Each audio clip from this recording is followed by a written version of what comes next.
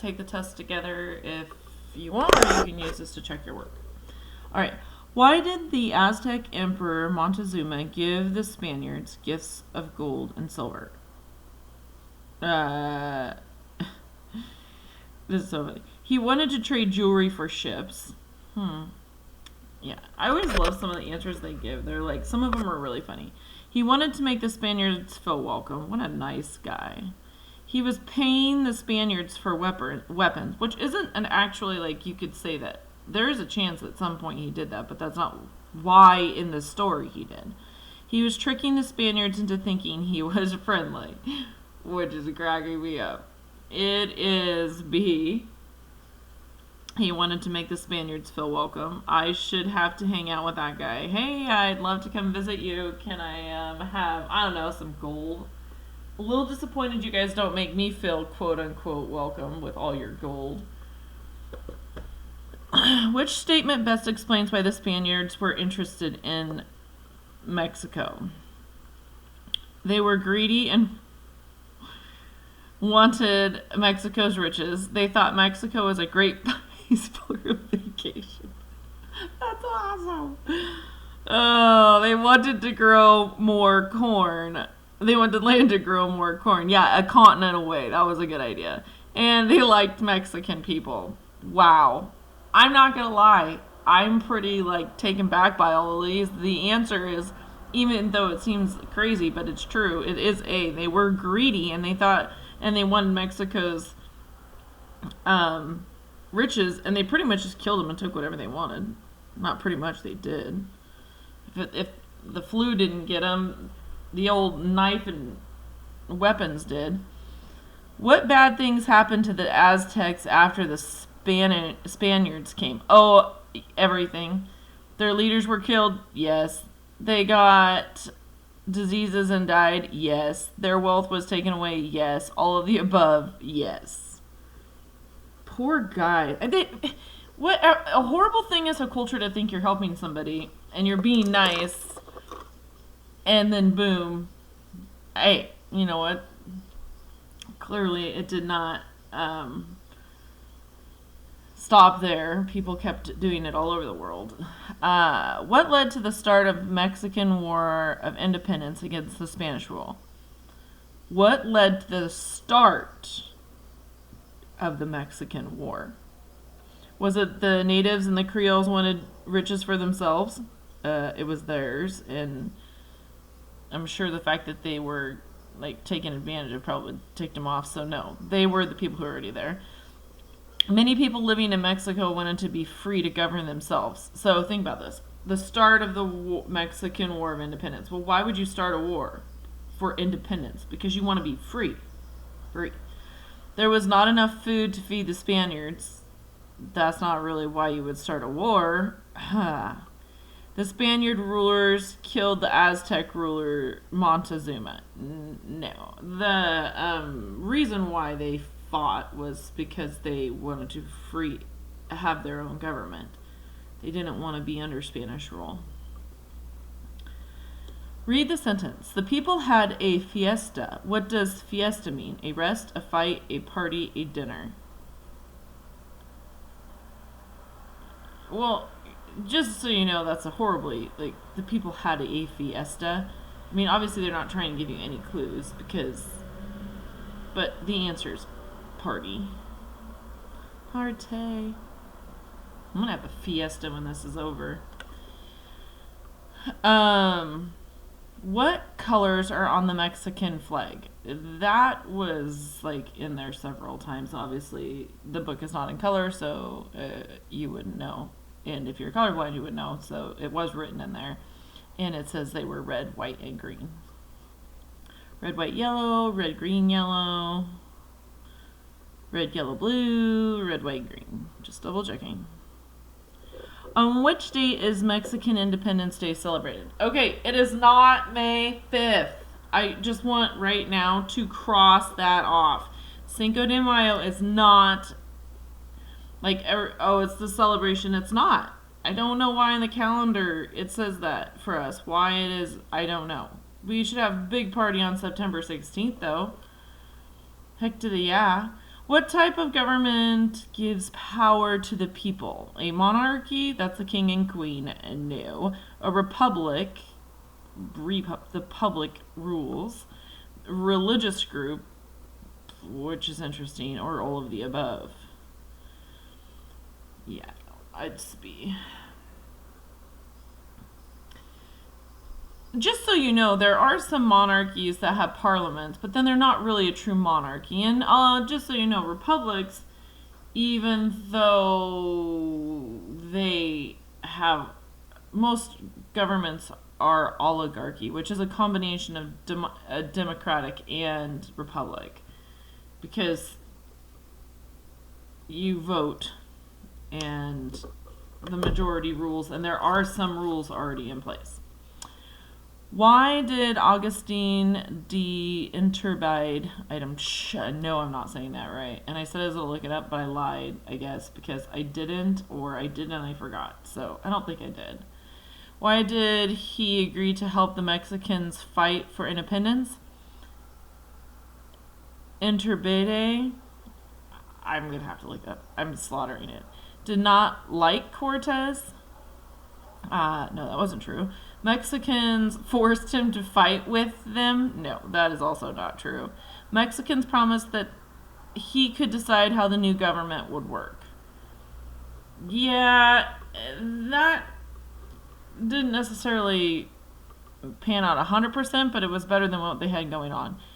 And Iturbide, I'm typing it in, was tired of Spanish rule and wanted to see how a new government would work. No, that's not true. That would be horrible to vote somebody who was like, well, I don't really know. Maybe we should try this.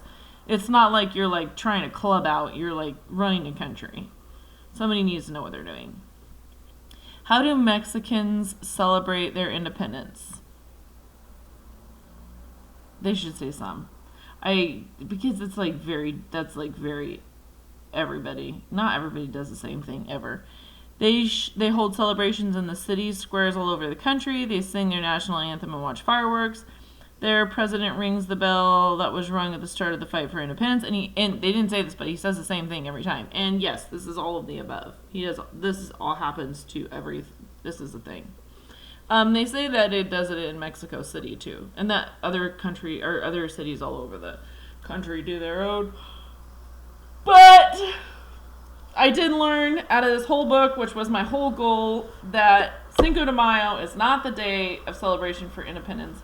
I don't know what we do with it on our calendar, why we celebrate it, because it's one of the battles that was a big deal, but it wasn't we don't have, I'm sure some places in the United States might have like a celebration of a battle, but usually like the idea of independence is like the big thing. So I am now going to start a celebration September 16th, which is amazing because that's the first week when school starts. So we're going to have a big fiesta. So last part of this test is the extended response. Someone says, do we have to do it? Well, yeah, you need to do it. How do people today know Aztecs had a great civilization? Okay, first of all, they should use a word like flourishing, because really a great is not really defined. That's like an opinion. A flourishing, that just means like it was growing. They had like lots of things that would show that they're not struggling to survive.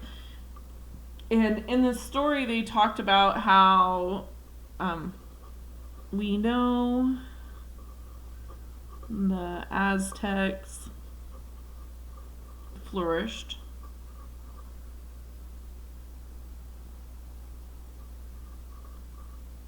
I'm going to check how to spell that. How do you spell flourished? Flourished. F-L-O-U-R-I-S-H-E-D.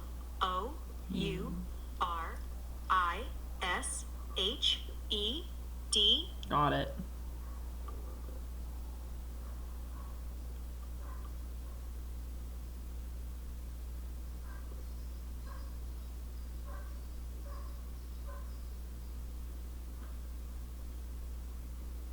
Yeah.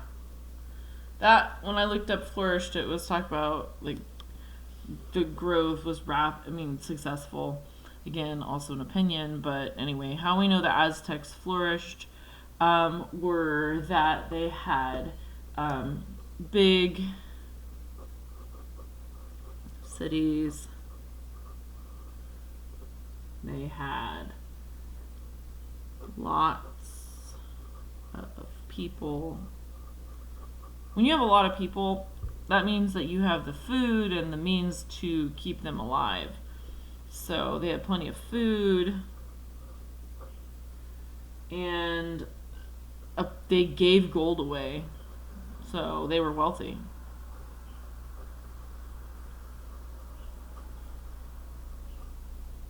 Lots of money.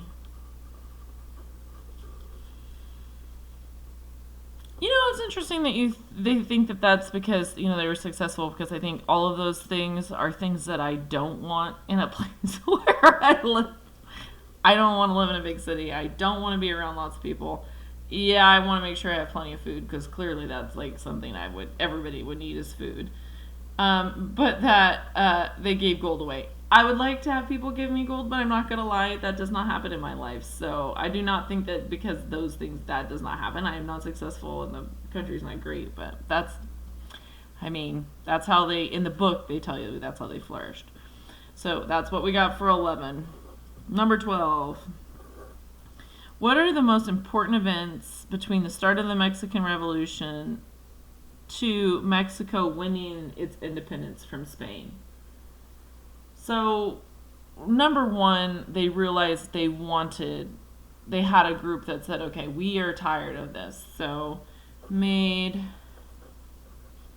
a group / leaders to fight for freedom.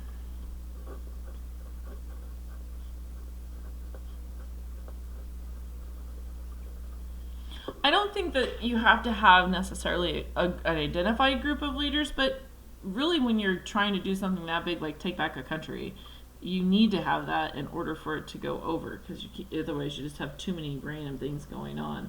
And there's lots of battles that people would lose, because if you're not all joined or unified, things will fall apart. Another thing is that it says, what were the most important events between the start of the mini battles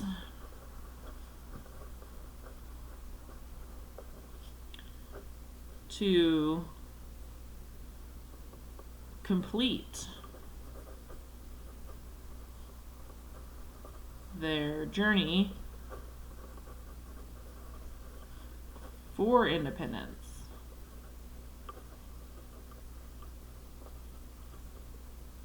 I mean, it's not like it's just like one battle and like, oh, yay, we're done. No, they had to work really hard. And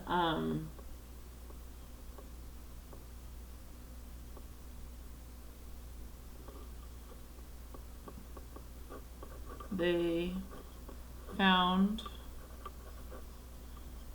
a leader to help guide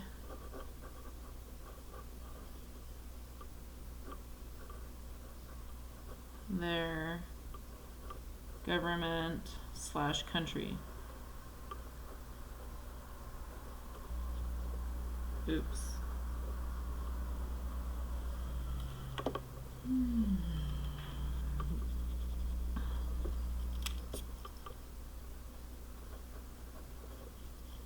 And that was the ITURBIDE.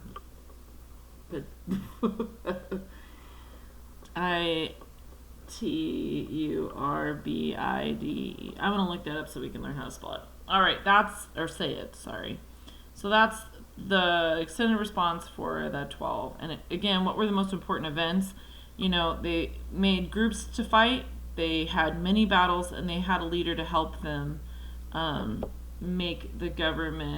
their government or country when they were getting close to reaching it. Because if without this, it might have all fallen apart. I don't know. Maybe they would not have been able to do it without that dude. All right.